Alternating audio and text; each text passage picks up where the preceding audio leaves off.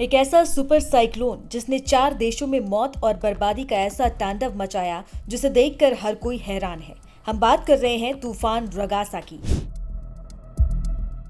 ये कोई Hollywood film का सीन नहीं बल्कि हकीकत है।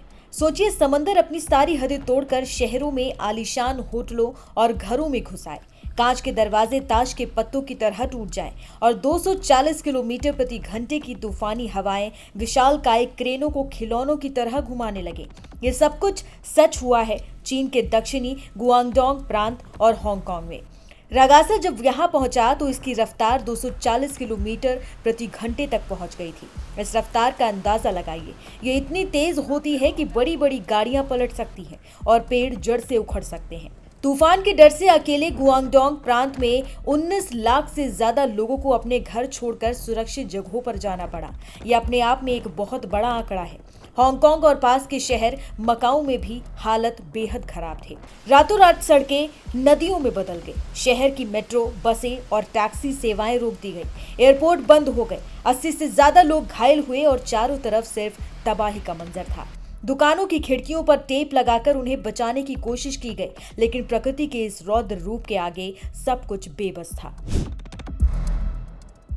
लेकिन हांगकांग और चीन पहुंचने से पहले रागासा ने अपना जानलेवा ट्रेलर ताइवान और फिलीपींस में दिखा दिया था।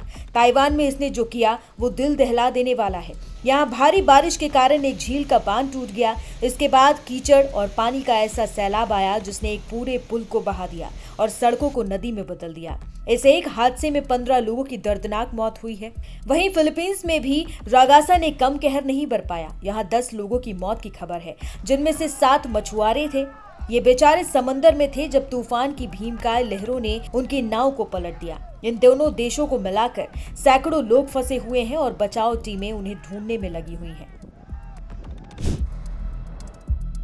आपके मन में ये सवाल जरूर आ रहा होगा कि आखिर रागासा इतना खतरनाक क्यों था। मौसम वैज्ञानिकों ने इसे सुपर टाइफून की कैटेगरी में रखा है। एक तूफान को सुपर टाइफून तब कहा जाता है जब हवा की रफ्तार 185 किलोमीटर प्रति घंटे से ज्यादा हो और रागासा की रफ्तार तो 240 kmph तक पहुंच गई थी। आंकड़ों की बात करें तो हांगकांग की मौसम एजेंसी के अनुसार ये इस साल का अब तक का सबसे शक्तिशाली तूफान था। इतना ही नहीं, 1950 के बाद से जब से रिकॉर्ड रखे जा रहे हैं, ये उस इलाके का दूसरा सबसे शक्तिशाली तूफान भी माना जा रहा है।